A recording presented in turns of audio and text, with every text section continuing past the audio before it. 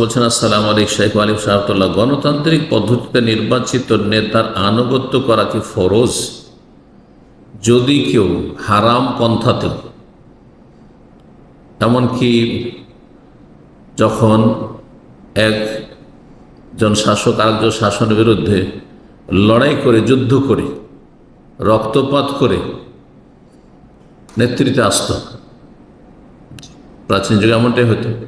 মোগলদের যুগে কখনো মোগলদের কাছে, কখনো তুগলক বংশের কাছে, কখনো শেরশাহ সুরির কাছে, এই যে এক বংশ থেকে বা একজন থেকে আরেকজন জোর করে কেড়ে নিয়েছে অস্ত্রের বলে নেতৃত্ব, এগুলো কি এগুলি বৈধ?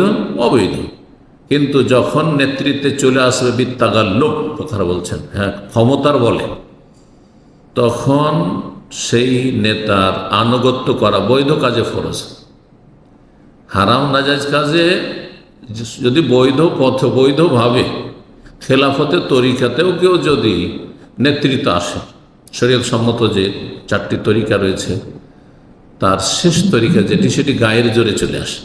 অবৈধভাবে যদি নেতৃত্ব চলে আসে, আর গণতন্ত্রের পদ্ধতিতে নেতৃত্বে আসা হচ্ছে কুফরি পদ্ধতি, অবৈধ পদ্ধতি। কিন্তু এই অবৈধ পদ্ধতিতে যদি কেউ নেতৃত্বে চলে আসে, তখন তার জায়েজ কাজগুলিতে আনুগত্য করা ফরজ। যখন তাকে সরিয়ে দেওয়া হবে বা সে সরে যাবে, অন্য কোনো নেতা আসলে, তখন তার আনুগত্য করা ফরজ। কারণ এতেই রয়েছে মুসলিম উম্মার বৃহৎ স্বার্থ, মাসলেহা আম্মা। না হলে দেশে অশান্তি বিরাজ করবে, নিরাপত্তা হারিয়ে যাবে, মানুষের জান মাল, পরিবার পরিজন, ধন সম্পদ, বাড়িঘর কিছুই নিরাপদ থাকবে না। জি, এটি হচ্ছে রহস্য। জি, আর এই নয় যে কুফরি পদ্ধতিতে অথবা গায়ের জোরে কেউ ক্ষমতার বলে, অস্ত্রের বলে নেতৃত্বে এসছে, সেটা অবৈধ সরকার, সেই জন্য তার আনুগত্য করা যাবে না। হ্যাঁ, এখন আনুগত্য করা তার ফরজ হয়ে গেছে, যখন সে দেশ শাসন করে যাচ্ছে। জি, যতক্ষণ পর্যন্ত স্পষ্ট কুফরি না দেখা যাবে। হ্যাঁ, যখন স্পষ্ট কুফরি দেখা যাবে, তখন তার আনুগত্য করা যাবে না, তাকে ছুঁড়ে ফেলতে হবে, যদি ক্ষমতা থাকে যে এর চাইতে ভালো কিছু নিয়ে এসে দিতে পারবো। জি, হাত্তা তারা কুফরান বা ওয়াহান, যতক্ষণ দেখবে যে একজন মুসলিম শাসক এসেছে মুসলিম ভেষে, কিন্তু সে কাফের, সে মুরতাদ, সে ঈমান ভঙ্গকারী, বিভিন্ন কারণ তার মধ্যে বিদ্যমান রয়েছে, আর আপনার জাতির ক্ষমতা রয়েছে যে অবস্থার ভালো পরিবর্তন নিয়ে আসা, তখন বলা হয়েছে যে তাকে প্রতিহত করতে হবে, না হলে সবর করতে হবে।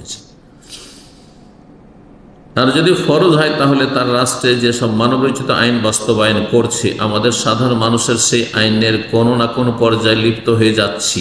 জি, সন্তুষ্ট হয়ে না অসন্তুষ্ট হয়ে। যদি সন্তুষ্ট চিত্তে লিপ্ত হয়ে যান, তাহলে এটি হারাম, আপনি গুনায় সহযোগিতা করলেন, অংশ নিলেন।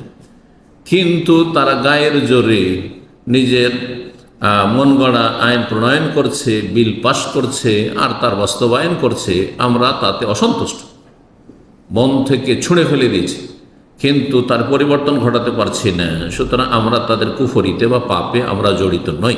জি, কারণ আমাদের সেই ক্ষমতা নেই। এখানে কি আমাদের গোনা হবে না? না, গোনা হবে না যদি অপারগ হন। যা স্পষ্ট শিরিক, যারা শিরিক করছে তাদের শিরিক, আমাদের শিরিক নেই। কথা বোঝা গেছে না? এখন চোরের হাত কাটতে হবে, এখন সরকার হাত কাটছে না। জেনাকারীকে রজম করতে হবে বিবাহিত হলে, বোঝা গেছে না? এইরকমই খনিকে খুন করতে হবে, কেসাসের বাস্তবায়ন করতে হবে, তারা করছে না। এখন এতে যদি আপনি সন্তুষ্ট থাকেন যে 10 বছর 20 বছর জেল হয়েছে, খুব ভালো করেছে, এতে আমি সন্তুষ্ট, তাহলে আপনি ওই পাপে জড়িত, তাহলে আপনিও তাদের সাথে একত্রিত হবেন জাহান্নামে। কিন্তু যদি আপনি এই আইনকে অন্তর থেকে ঘৃণা করেন, মানবরচিত আইনকে, এবং কোনো মতেই আপনি মেনে নিতে রাজি না, কিন্তু চাপিয়ে দেওয়া হয়েছে, তাহলে আপনার কোনো গুনাহ হবে না, নীরবে আপনি।